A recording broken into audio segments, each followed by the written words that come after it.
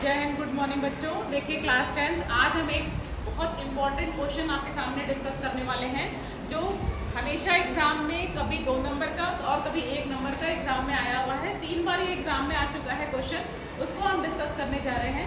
The question is define osmoregulation. ये जो question है वो एक्सक्रीशन लाइफ प्रोसेस के एक्सक्रीशन के पार्ट का है। क्वेश्चन देखिए, डिफाइन ऑस्मोरेगुलेशन। ऑस्मोरेगुलेशन होता क्या है? Name an organ that perform both excretion and osmoregulation. उस ऑर्गन का नाम बताइए जो एक्सक्रीशन भी करता है एज वेल एज ऑस्मोरेगुलेशन भी करता है। सबसे पहले ऑस्मोरेगुलेशन होता क्या? देखिए आपकी बॉडी में बहुत सारा हमने पानी पिया, कभी हम बहुत ज़्यादा पानी पीते हैं, कभी हम बहुत कम पानी पीते हैं। तो जब हम ज़्यादा पानी पिएंगे तो हमारे बॉडी का जो वाटर का कंसंट्रेशन कैसा होगा?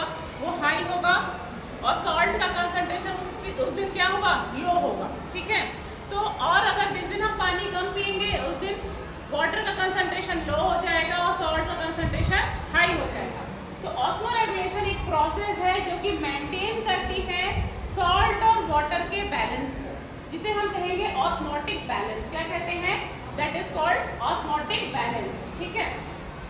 Osmoregulation is the process of maintaining salt and water balance.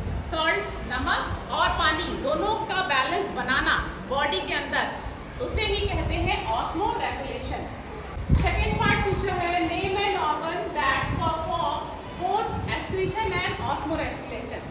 तो हमारे बॉडी में किडनी जो है, जो कि बीन शेप स्ट्रक्चर है, पर्पल कलर की, डार्क ब्राउन कलर की होती है, पेयर में होती है, एब्डोमेन के पास पीछे बैकबोन से लगी हुई। इसका ही काम होता है दोनों चीज करना। वो एक्सक्रीशन भी करेगी और ऑस्मोरेगुलेशन भी करेगी। एक्सक्रीशन में क्या करती है? वो ब्लड में प्रेजेंट यूरिया और यूरिक एसिड को, ब्लड में प्रेजेंट यूरिया और यूरिक एसिड को रिमूव करती है। That is known as excretion. और kidney help in maintaining water and salt concentration.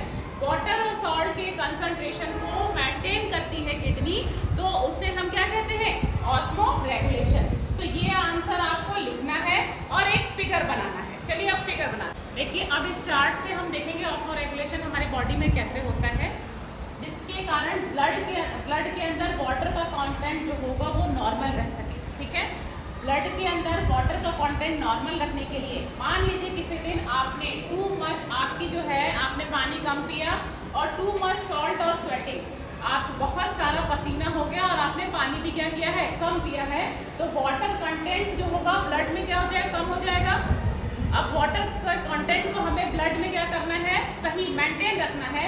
और यहाँ पे जब बहुत अधिक पसीना हो चुका है, पसीने से बहुत सारा सॉल्ट निकल चुका है और वाटर निकल चुका है, तो इसके लिए क्या होगा? ये प्रोड्यूस ब्रेन जो है हमारा वर्क करेगा। जिस दिन हम पानी कम पिएंगे उस दिन हम आपको लगता होगा कि हमारे सर में दर्द होने लगा। ठीक है। क्यों ऐसा लगता है? इसलिए क्योंकि उस दिन ब्रेन जो है वो प्रोड्यूस करता है ADH, एक केमिकल है, इसको ज़्यादा प्रोड्यूस करने लगेगा। किस दिन? जिस दिन आपको बहुत अधिक पसीना हो रहा है और उस दिन आपने पानी कम पिया है। ठीक है। तो ये ब्रेन प्रोड्यूस करने लगेगा हाई ADH प्रोड्यूस होने पे high volume of water reabsorb by the kidney. तो अधिक से अधिक पानी जो है वो किडनी के द्वारा रीअब्सॉर्ब हो जाएगा, फिल्टर नहीं होगा। किडनी क्या करेगी? वाटर को रीअब्सॉर्ब कर लेगी।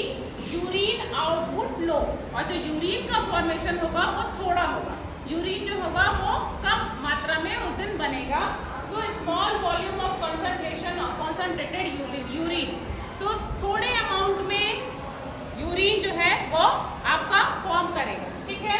इन केस जिस दिन आपको अधिक क्या हो रही है? स्वेटिंग हो रही है, या जिस दिन आपने कम पानी पिया। और मान लीजिए आपने किसी दिन आपने बहुत पानी पी लिया, ठंड का मौसम है और आप बहुत पानी पी रहे हो। ठीक है। तब क्या होगा? वाटर कंटेंट ब्लड में हाई हो जाएगा ना।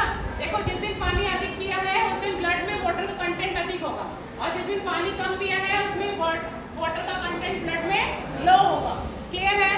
अब वाटर का कंटेंट ब्लड में हाई हो गया तो ब्रेन को ज्यादा वर्क करने की जरूरत नहीं है। तो वहाँ ब्रेन जो है उस दिन क्या करेगा? लेस ADH प्रोड्यूस करेगा। जिस दिन आपने पानी नहीं पिया उस दिन ब्रेन ने हाई